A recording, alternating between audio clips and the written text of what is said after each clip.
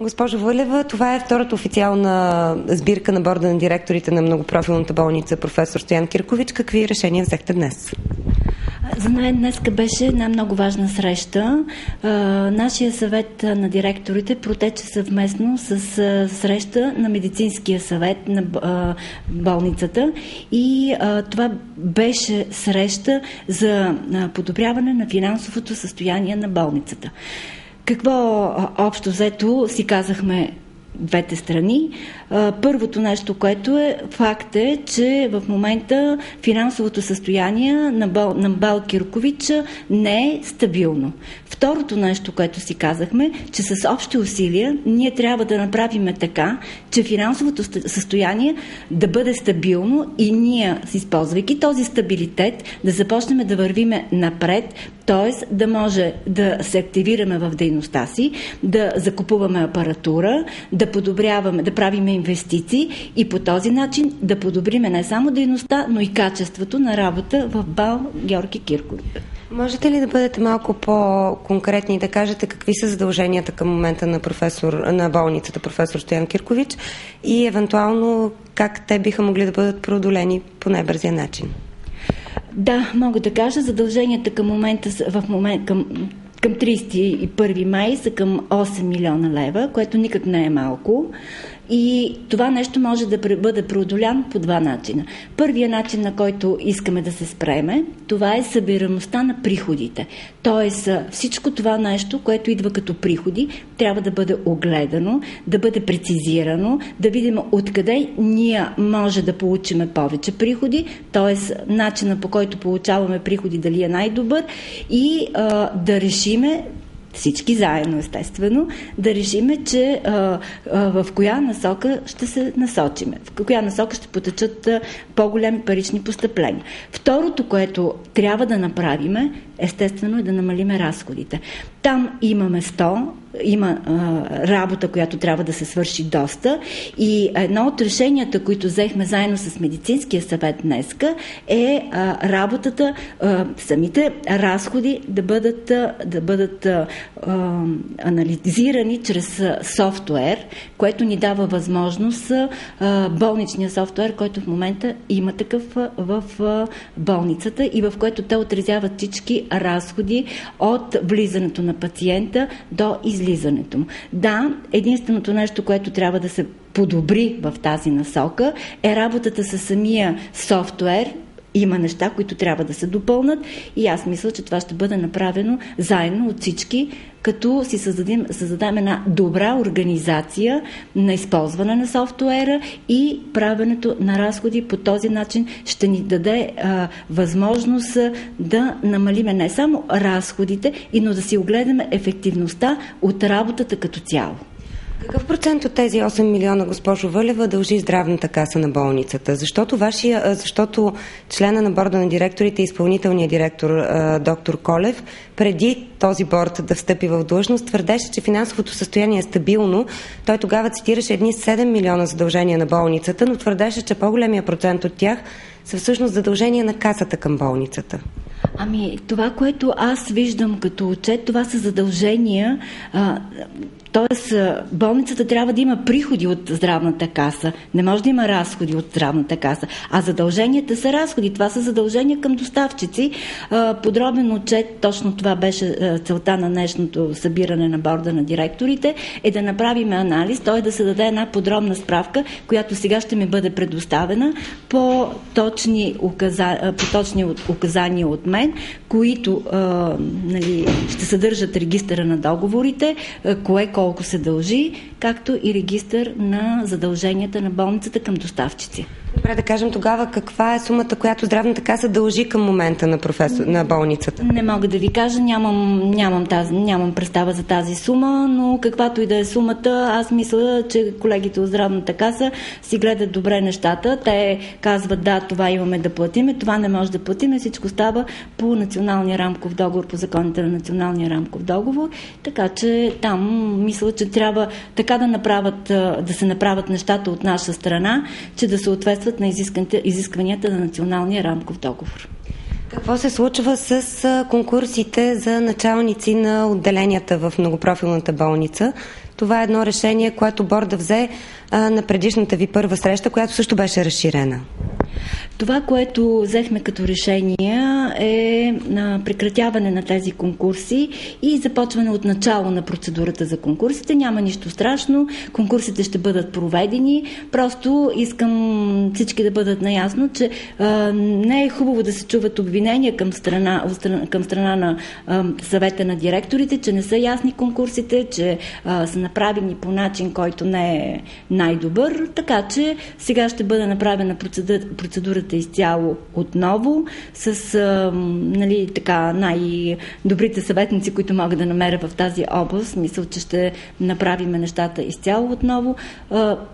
Тя ще трябва отново 3 или 4 месеца, в рамките на което е процедурата. Няма нищо страшно. Тя ще си мине по съответния ред. Доктор Петър Атанасов каза за телевизия Стара Загора миналата седмица, че има ясни мотиви защо са отменени тези конкурси, които по мнение на други доктори, хора, работещи в болницата, са назначени напълно легитимно.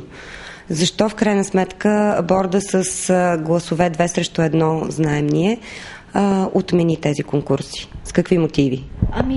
Това е единия мотив, в който искам всичко да бъде ясно, точно, в смисъл такъв, че когато този конкурс е бил обявен, борда не беше още избран.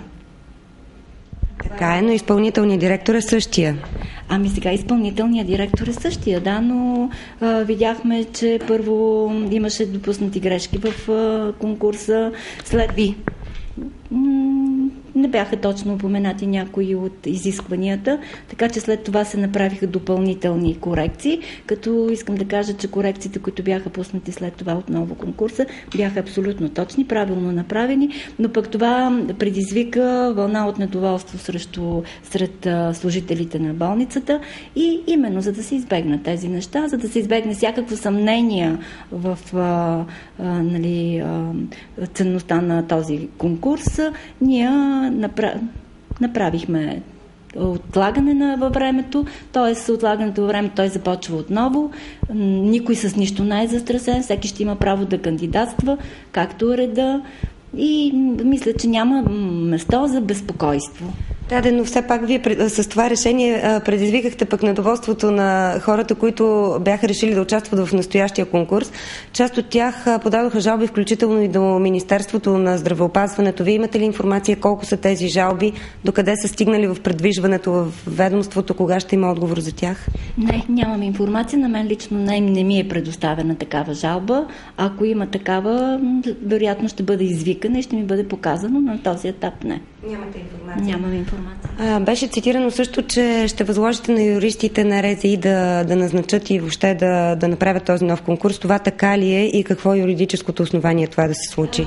Този въпрос днес отново го разглеждахме на съвета на директорите и така по настояване на доктор Колев, съгласна съм с него. Искам първо този въпрос да го предоставя в Министерство на здравеопазването и след това вече ще решиме как точно ще протече. Имате ли някакви притеснения относно юридически, относно отмяната на настоящия конкурс? Атакуемо ли е това решение на съвета на директорите според вас? Според мен не е, защото това е решение, което ние преценяваме в смисъл кое е най-добро за момента за болницата, но нямам притеснение, че това нещо юридически, ако беше атакуемо, те щяха да го атакуват до този момент. Все пак няма все още информация дали това е така или не, нали така? Да, точно така. Добре, прави впечатление в първото решение на първото събрание на съвета на директорите, че решенията, които бяхте взели, се взеха с вашите 2 гласа, ваши и на доктор Петър Атанасов, срещу гласа на доктор Колев, който е настоящия изпълнителен директор. Така ли ще върви борда напред, защото вие декларирахте на 15 април нещо съвсем различно, че ще работите заедно? Първо доктор Колев не беше против, доктор Колев беше въздържал и второто нещо, което е, ние с доктор Колев нямаме различни виждания по начина на управление на болницата, т.е. днеска заедно седнахме пред медицинския съвет и смятам, че показахме абсолютно единомислие в начина, по който който трябва да бъде организирана дейността в болницата. Така че не виждам защо трябва да имам и по този въпрос притеснения. Сега, вероятно, в една такава голяма болница, каквато е МБАЛ Киркович, винаги има такива течения, един против друг. Това не може да се спре, но преодолимо е. Смятам, че с повече работа и с повече ангажираност на служителите на болницата всичко ще си дойде на места. Това забавяне на конкурса за началници на отделения, което, както вие казахте, ще отложи назначенията с 3-4 месеца, ще повлияе ли на предстоящата акредитация на болницата, която... Не. Всичко това ще бъде точно във времето. Няма да бъде в никакъв случай, няма да допуснем това да повлияе на акредитацията на болницата. Как ще продължат да работят настоящите началници на отделенията? С анекси към договорите или по какъв начин? С анекс към договора. Допълнително споразумение до провеждането на конкурс. Кога ще се проведе конкурс? Сега това вече започнали сме да подготвяме нещата, но то във времето, знаете, трябва да бъде в обявата, след това сроковете, които течат след обявата, така че това нещо си върви по редовния ред. Очаквате ли различни кандидатури за сега, за новия конкурс, който сега ще обявите?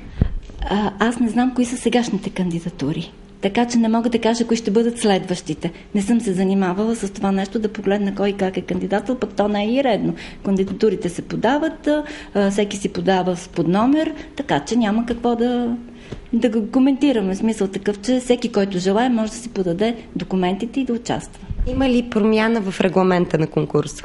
Не, няма да има промяна в регламента. Няма защо да има промяна. Тогава защо беше необходимо да се отмени? Защото това брожение и това недоволство, тази несигурност, тази невяра в решенията, в взетото решение на борда, показа, че има нещо, което трябва да разбереме за самите служители. Има нещо, което не ми хареса в смисъл такъв, че показа се едно недоверие към работата на борда. Аз смятам, че с изготвянето на новия конкурс, с прецизността на реда и начина, по който ще се изготви, абсолютно открито може да се покаже какъв е реда, как точно е станало и няма да има тези брожения сред служителите.